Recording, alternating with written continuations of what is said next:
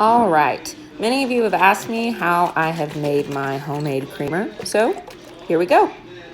First, you start with some coconut milk, makes it a little creamy. Next, add a little bit of almond milk. It's less expensive, balances it out. And then these are just dates. They're a little less expensive if you buy them with the pit still in them.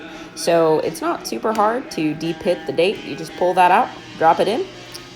Next, we're going to go over and fill this with some purified water. So the soaking in water just kind of helps to soften them up.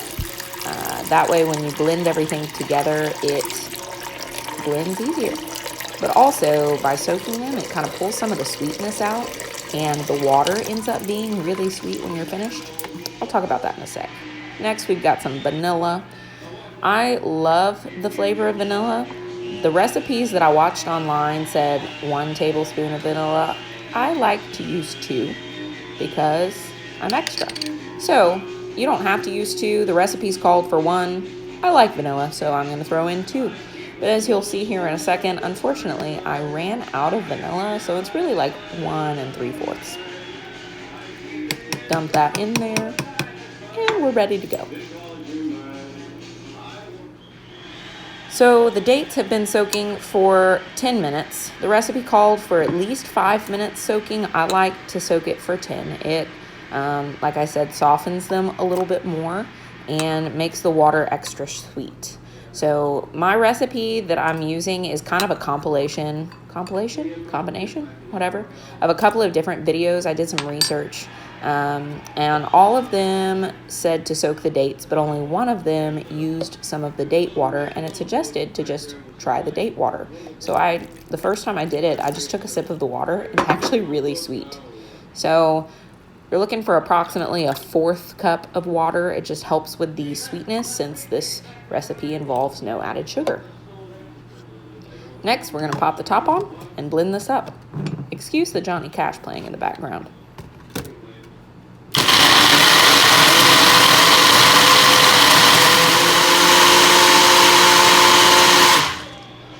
All right, all done.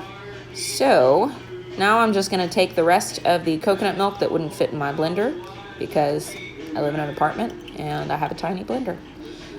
Pour that into a mason jar, shake up some almond milk. I like to add a little extra almond milk because it's less expensive than coconut milk, and it just helps to balance out the creamer as a whole.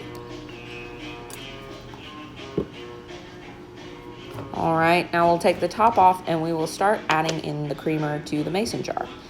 This is the first time I'm trying this. I've done things with cheesecloths before. At least I think this is what a cheesecloth is. But what I've noticed the past couple of times I've made this creamer is that the dates, even though you've blended them up really well, still will have some residue that's left over. So I'm just gonna strain it through a cheesecloth. Yes, I am milking a cheesecloth. That's what it felt like. But this really does help. And as you can see, this is just kind of all the film that's left over. Down here you've got nice creamer. Up here, leftover date film. Think like a peanut. Like when you eat a peanut and it's still got that papery residue around the outside. It's the same with a date. So just makes it easier. I wish I had a strainer. I'd do that.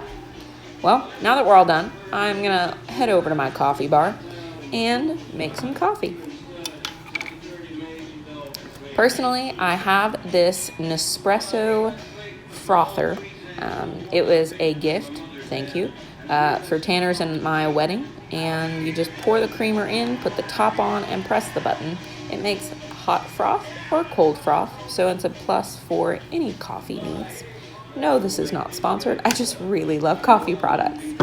So as soon as that's finished, super quick, I'm just gonna dump that into my coffee mug. This coffee mug is one of my all-time favorites, and I actually found it at a thrift store for like $0.25. Yeah, it's legit one of my favorite coffee mugs. So this is also an espresso maker. I just put the pod in, close the top, and start it.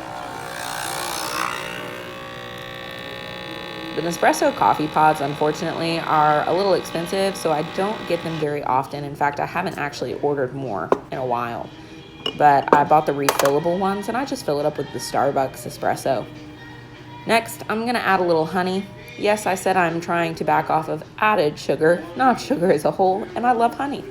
So throw some honey in there, and boom, we are done.